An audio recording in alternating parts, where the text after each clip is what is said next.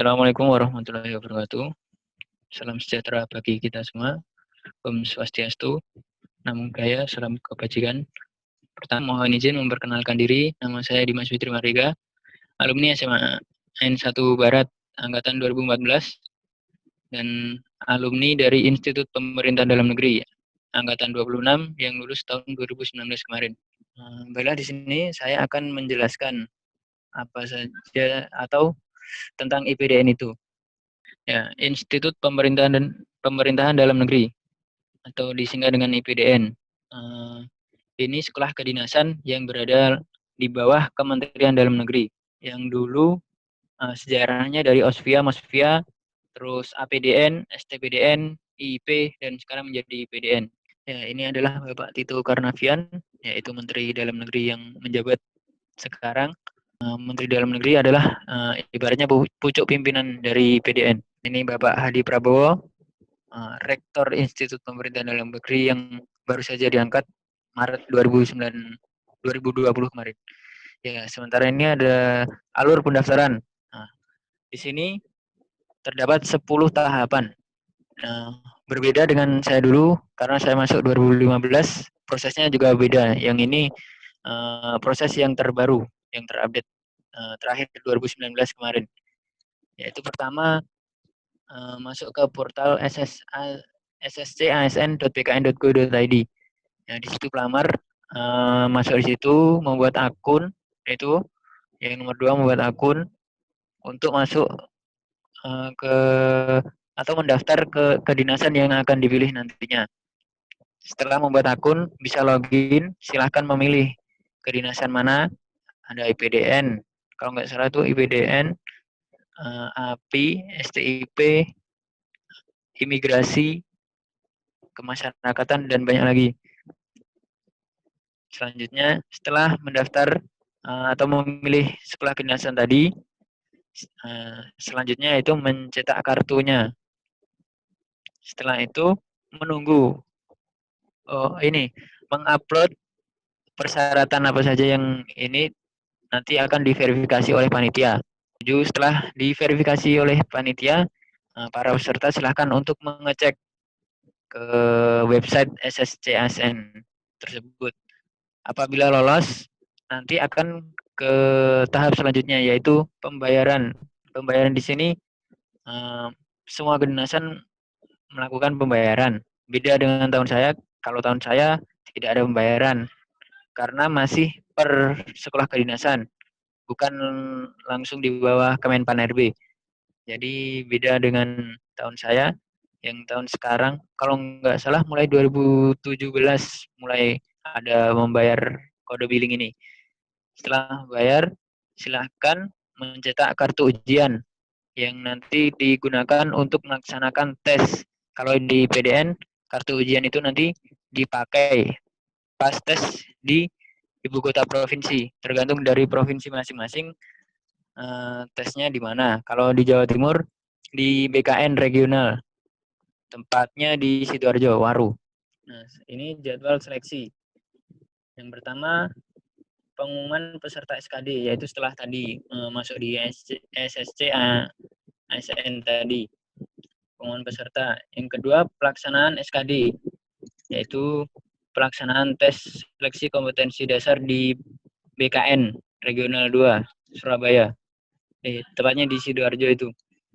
Setelah melaksanakan tes, nanti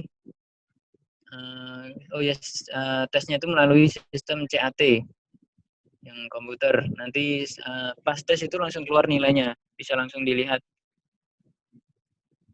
Nanti ada peserta bisa mengetahui nilainya masuk atau tidak.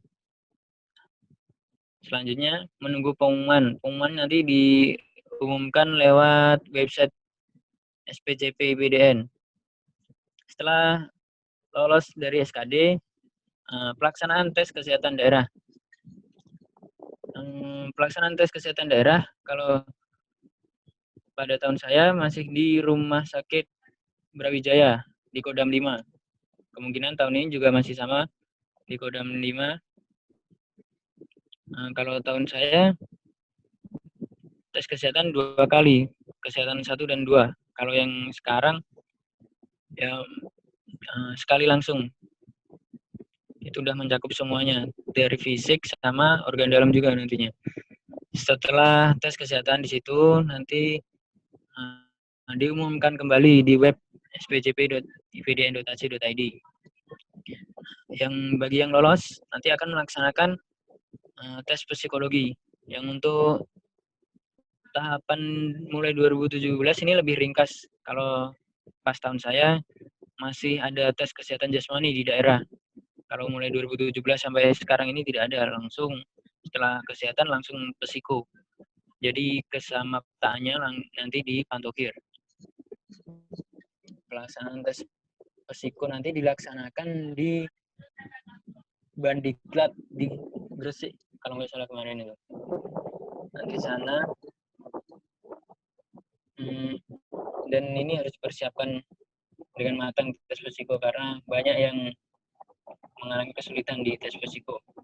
Setelah lolos psiko, nanti biasanya dari BKN mengkoordinir yang lolos untuk Pantokir dikoordinir oleh BKN untuk berangkat sama-sama dari BKN menuju ke Jatinangor. Nah, pas di Jatinangor penerimaan Pantokir di sana nanti membawa dokumen-dokumen yang diperlukan. Di sana nanti akan diverifikasi dokumennya.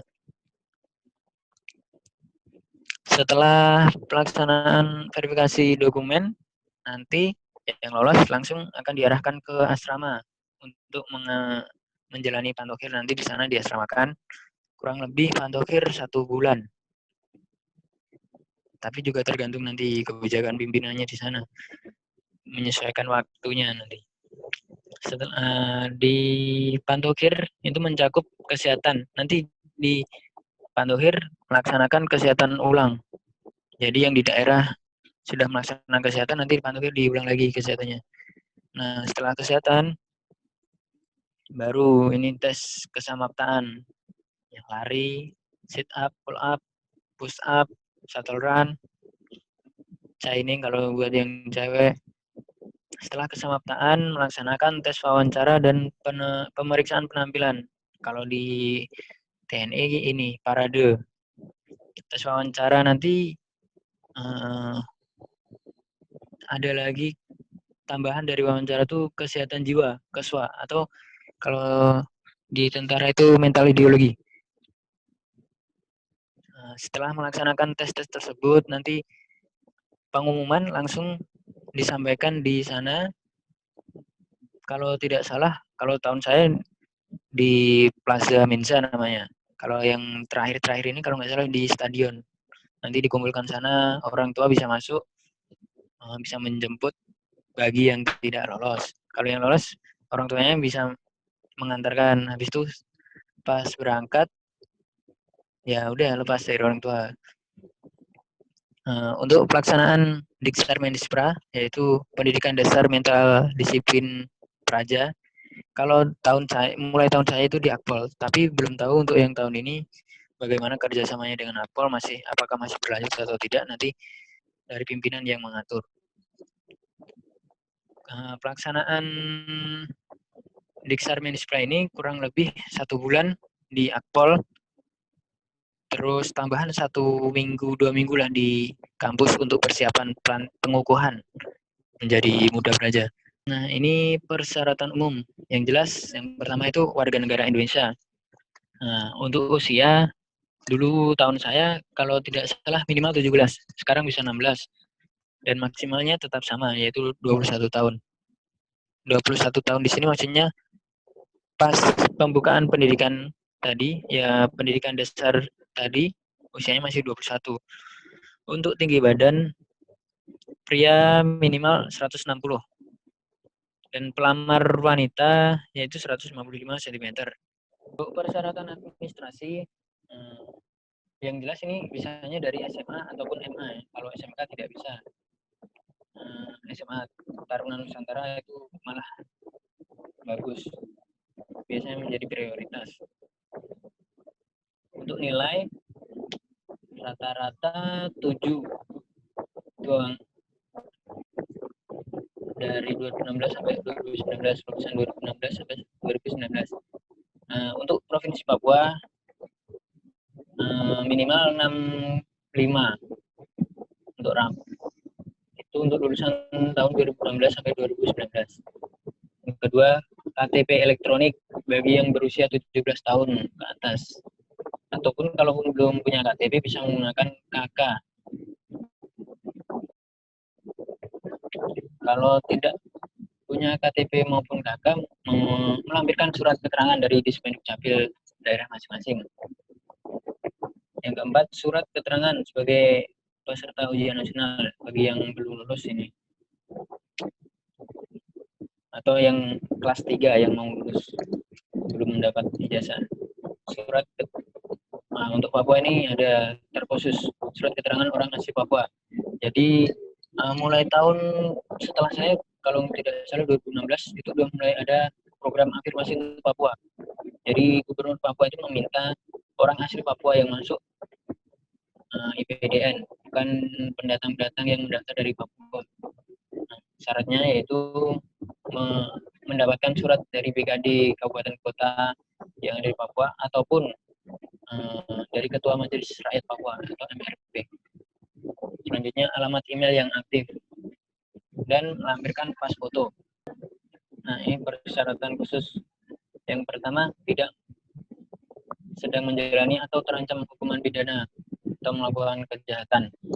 Bagi yang SKCK yang tidak ada atau tidak mendapat itu, kalau urusan kriminal itu tidak bisa masuk. Yang kedua, ditindik atau bekas tindik di telinga atau badan lainnya. Selanjutnya, untuk yang ketentuan adat ataupun agama dikecualikan. Selanjutnya, tidak bertato atau bekas tato. Nah, ini tidak menggunakan kacamata atau lensa kontak. Kalau tidak salah itu ada batas minimal untuk orang yang minus. Kalau tidak salah 1, kalau tidak salah kemarin. Tapi yang penting kalaupun minus silahkan ikut tes. Tapi pasti jangan pakai lensa kontak ataupun kacamata. Selanjutnya, belum pernah menikah. Bagi pendaftar wanita belum pernah hamil, nanti ada tes keperawanan juga nanti di sana. Belum pernah diberhentikan sebagai praja IPDN atau perguruan tinggi lain dengan tidak hormat. Maksudnya tidak pernah menjadi praja ataupun di perguruan tinggi lain melaksanakan deviasi atau pelanggaran yang kriminal gitu. Jadi tidak bisa. Selanjutnya, apabila mendaftar menyatakan lulus sebagai praja nantinya, ada aturan yang mengikat, yaitu sanggup untuk tidak menikah selama mengikuti pendidikan.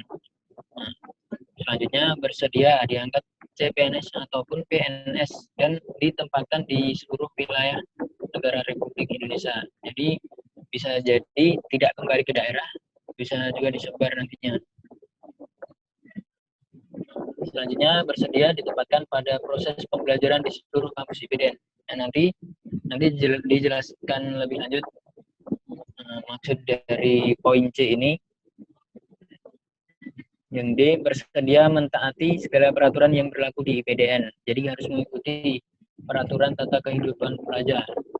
Itu nanti peraturan yang dipegang oleh pelajar di IPDN nantinya. Bersedia diberhentikan sebagai pelajar jika melakukan tindak kriminal, mengkonsumsi atau menjual belikan narkoba, ini fatal, melakukan perkelahian, pemukulan, pengeroyokan, penyebaran radikalisme, atau tindakan asusila. Ini semua pelanggaran berat di IPDN karena ya mencoreng nama baik IPDN nantinya. Next.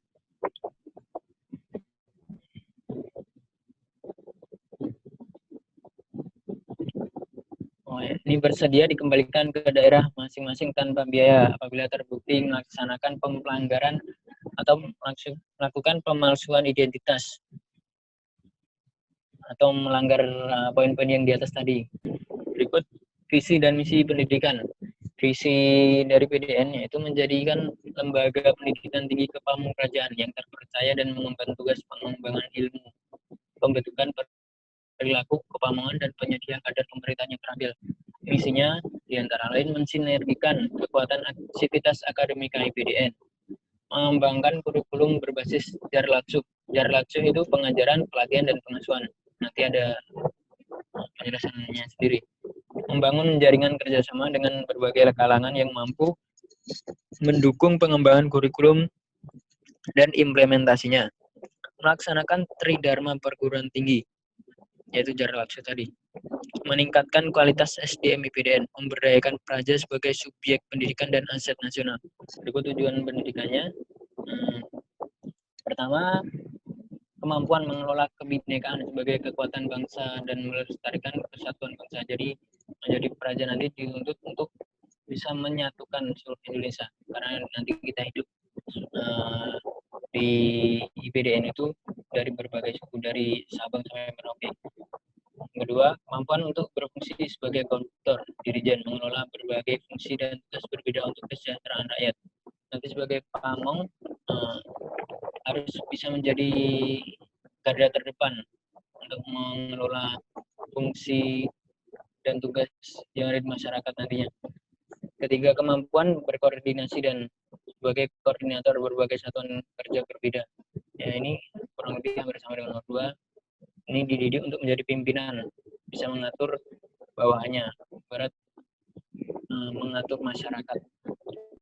Pola pendidikan, pertama program diploma dan sarjana. Pengajaran, ya ini tadi pengajaran, pelatihan, dan pengasuhan. Pengajaran itu akademik dan praktis.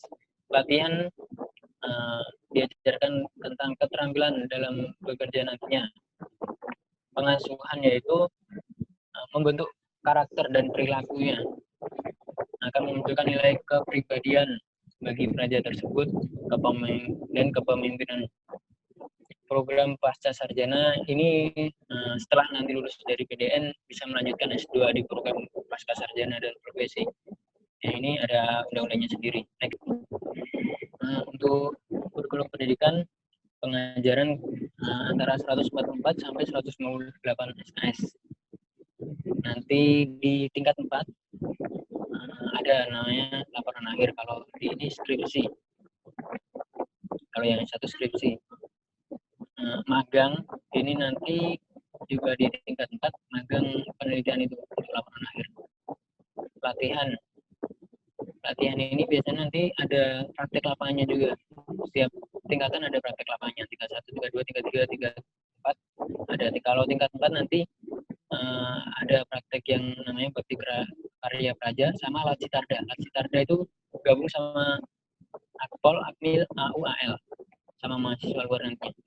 Pengasuhan di sini ya tadi membentuk kepribadian, bagaimana bersikap, mempunyai disiplin, yang diatur semua disiplinnya. Nah, ini gambaran IPDN. Nah, ini kampus Jatinangor. Yang atas, kalau ini luasnya pokoknya luas sekali. Selanjutnya ini kampus Cilandak yang ada di Jakarta Selatan.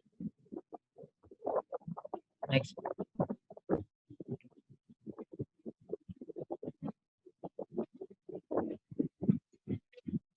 Nah, ini tadi yang di persyaratan dijelaskan harus siap ditempatkan di tempat pendidikan manapun. Ya, inilah kampus-kampusnya. Yang pertama kampus Sumbar, tepatnya di Kecamatan Baso, Kabupaten Agam. Ini dekat dengan Bukit Tinggi, kurang lebih setengah jam. Karena saya alumni dari kampus Sumbar. Selanjutnya kampus Riau ini terakhir dipakai 2017-2018. Sekarang dijadikan BPSDM.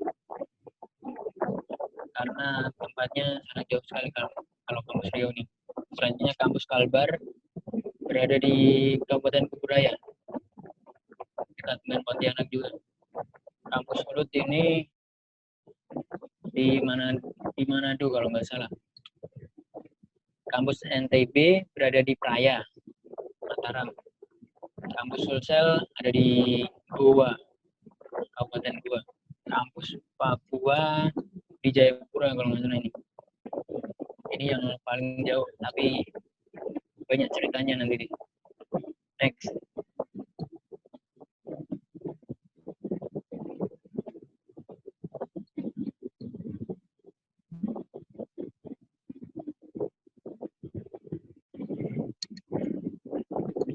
Nah, setelah saya baca apa yang ditanyakan oleh adik-adik itu ada nantinya jadi apa, terus ditempatkan di mana. Ini kurang lebih penjelasan seperti ini. Lulusan dari IPDN nanti ada yang di pemerintah pusat, bisa di kementerian, lembaga negara, lintas kementerian juga bisa. Dulu memang cuma di Kementerian Dalam Negeri, tapi sekarang kementerian-kementerian lain membutuhkan dari Praja juga, dari PDN. Jadi bisa di Menteri Keuangan, Kementerian Keuangan, Kementerian PAN-RB, atau yang lainnya. Terus di pemerintah provinsi, di ibu kota provinsi, pemerintah kabupaten, nanti yang ini bisa kembali ke kabupaten, ditempatkan di kecamatan, kelurahan, ataupun kalau di desa itu kalau nggak salah nantinya jadi PLT, bisa jadi sekdesnya ataupun PLT kepala desa, karena itu kalau desa kan jabatan politik nantinya, bukan dari PDN secara resmi, hanya ditugaskan kalau dari PDN ke desa. Jumlah alumni sampai tahun 2019 kurang lebih 48.373. Oh, ini 2016 ini data terakhir. Berarti nggak lebih lagi. Nih, nanti kalau sudah menjadi seorang praja, tingkatan pertama yaitu namanya muda praja. Nah, jadi yang paling junior nanti tingkat 1 jadi muda praja setelah melaksanakan Diksar Mendispra dan dikukuhkan oleh kalau yang terakhir kemarin junior saya dikukuhkan oleh Wakil Presiden RI 2. Kalau saya dulu menteri dalam kalau saya sekjen Kemendagri dulu. Kalau selanjutnya itu menteri. Yang kedua nanti setelah melewati muda praja naik tingkat melaksanakan yudisium, naik ke Madya Praja. Madya Praja ini kalau tidak salah nantinya disebar ke kampus-kampus daerah itu. Nah, jadi bisa menimba pengalaman di luar kampus pusat. Jadi bisa mengenal budaya manapun nantinya. Setelah Madya naik tingkat ke Nindya Praja. Bintangnya 2. Ini kembali ke Jatinangor kalau tidak salah nantinya. Di situ nanti akan dikenalkan banyak unit kegiatan ataupun instansi yang sebagai miniatur pemerintahan daerah nantinya.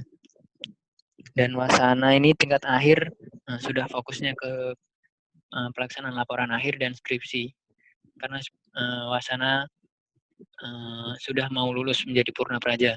Yang Purna Praja nanti akan melaksanakan diklat prajabatan untuk mendapatkan status PNS. Karena setelah lulus dari PDN itu sementara statusnya CPNS dulu. Setelah melaksanakan prajabatan baru diangkat menjadi PNS.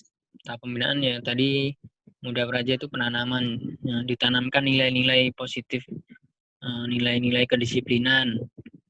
Terus naik ke Madya, nilai-nilai tadi akan tumbuh sesuai dengan karakter peserta didik masing-masing. Tahap pengembangan yaitu Nindya Praja, ya, setelah sudah tumbuh nanti akan berkembang sendiri dianya, mengembangkan apa yang nilai yang dia dapat pas menjadi Wasana. Selanjutnya ini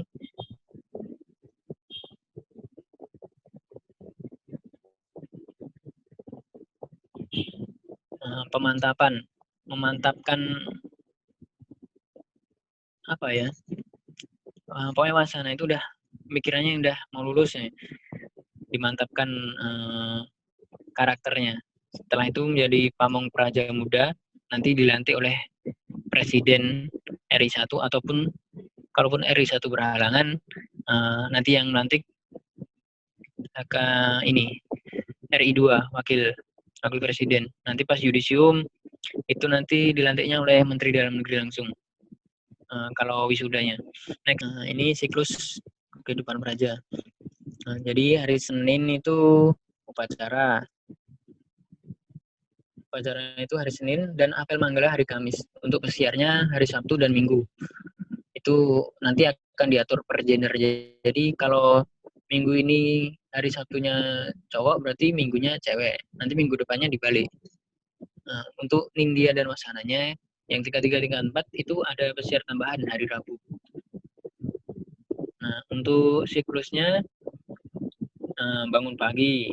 Setelah bangun itu sholat dulu subuh, biasanya jamaah di masjid. Setelah sholat subuh pelaksanaan aerobik pagi. Aerobik selesai, kembali ke wisma, pembersihan diri, mandi dan lain sebagainya. Terus makan pagi di namanya Gedung Menza Nusantara atau Rukan. Setelah makan pagi apel, setelah apel kuliah, ibadah, kuliah lagi, makan siang, bisa kuliah lagi ataupun pelatihan. Terus sorenya diberikan waktu bebas untuk ekskul atau kegiatan minat bakat. Terus istirahat, makan malam. Setelah makan malam, kalau saya dulu apel dulu baru wajib belajar. Kalau ini aturan lama itu wajib belajar dulu baru apel malam. Kalau saya dulu pas tingkat akhir apel malam baru wajib belajar. Setelah wajib belajar langsung istirahat malam, kembali lagi ke siklus awal. Untuk hari Senin dan Kamis itu pelatihan agama. Kalau yang Muslim di masjid, yang Nasrani nanti ada gereja di atas, Hindu juga ada pura di atas juga. Ini sarana prasarana yang ada di PDN. Nah itu Gedung Menza Nusantara, rumah Rukan untuk makan pagi, siang, malam. Ruang kantor, asrama untuk praja, laboratorium, ada lab bahasa, lab pemerintah juga ada, gedung kuliah, kamar sakit asrama ini kalau yang sakit nanti dirawat di kamar sakit asrama. Lapangan olahraga yang suka main bola, tenis ada, basket, kolam renangnya juga ada, volley, futsal, banyak fasilitas olahraga. Tempat ibadah, nanti kalau yang masjidnya nanti di bagian bawah, di depan, dekat jalan raya. Kalau yang gereja Katolik, Protestan sama puranya nanti di atas, agak naik tempatnya. Fasilitas perbankan nanti ada ATM di situ disediakan juga di dalam kampus dan di jalan keluar kampus juga ada. Nah ini fasilitas bagi praja atau hak praja. Nah nanti kalau jadi praja diterima dapat seragam. Itu PDU, nanti PDU itu digunakan untuk upacara. PDH itu pakai dinas harian, PDL pakai dinas lapangan, PDP ini untuk pesiar, training pack untuk olahraga. Sepatunya juga gratis, PDH, PDL, dan olahraga. Dan perlengkapan lainnya kayak apa seperti gesper, moods, dan lain sebagainya ada. Asrama itu nanti fasilitasnya tempat tidur diberi, lemari pakaian disediakan, meja belajar juga disediakan. Air, listrik, makan, minum gratis semua. Uang saku setiap bulannya ada 250 per bulan. Nanti akan diberikan ATM. Hak lainnya yaitu cuti tahun baru, cuti lebaran, cuti akademik. Cuti tahun baru nanti biasanya digabungkan dengan cuti akademik pertama. Cuti lebaran ya pas Idul Fitri itu. Setelah cuti lebaran biasanya ada cuti lagi, cuti akademik ini agak lebih lama. Pesiar dan izin bermalam. Ini kalau ada reward diberikan pesiar dan izin bermalam. Nah ini organisasi Korps Praja. Namanya Manggala Korps Praja. Yang memimpin namanya Manggalapati atau Gubernur Praja. Jadi ini sebagai miniatur pemerintahan daerah nantinya.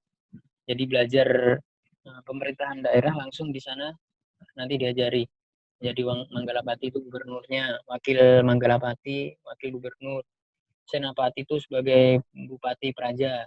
Nanti ada perbagiannya, ada kelompok-kelompoknya Praja, ada bupatinya. Ada pertingkatan itu ada bupati. Wirapati itu juga pertingkatan atau camat Praja. Dharmapati itu lurah. Jadi yang tingkatan pimpinan paling bawah. Dan ada sekretariat lainnya. Ada juga Polpra, Kombet. Next. Itu polisi saja. Jadi dia penegak disiplin melanggar, nanti Polpra yang akan menindak. Kalau komandan batalion itu biasanya kalau hari kegiatan fisik aja. Nah, ini UKP atau unit kegiatan praja. Nah, seperti yang ada di background itu drum band. Namanya drum band Gita Abdi Praja. Yang tahun 2018 kemarin, angkatan saya yang tampil di Istana Negara pas 17 Agustus. Ada Pataka, pasukan tanda kehormatan. Pasti pasukan inti. Pasukan inti biasanya kalau ada prosesi pernikahan Purna Praja, dia yang mengantarkan seniornya untuk menikah itu. Jadi kalau di Akmil ada namanya Pendangkura Bapak Manggala, itu pecinta alam. Next. Jadi yang hobi naik gunung silahkan gabung dengan Bapak Manggala. Yang hobinya majalah di MAP.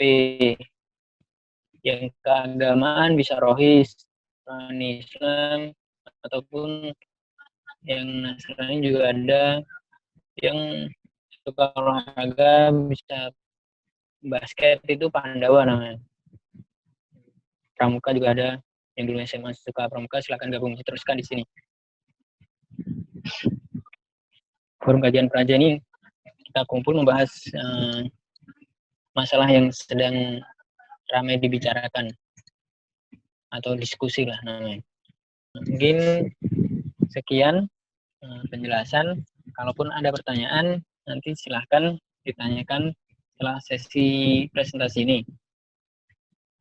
Dan saya juga sudah menerima pertanyaan-pertanyaan kemarin tapi belum saya jawab. Mending saya jawab pas setelah presentasi. Mungkin kurang lebihnya mohon dimaafkan. Wabillahi taufiq wal hidayah. Assalamualaikum warahmatullahi wabarakatuh. Salam sejahtera, Om Swastiastu, Namo Buddhaya, salam kebajikan.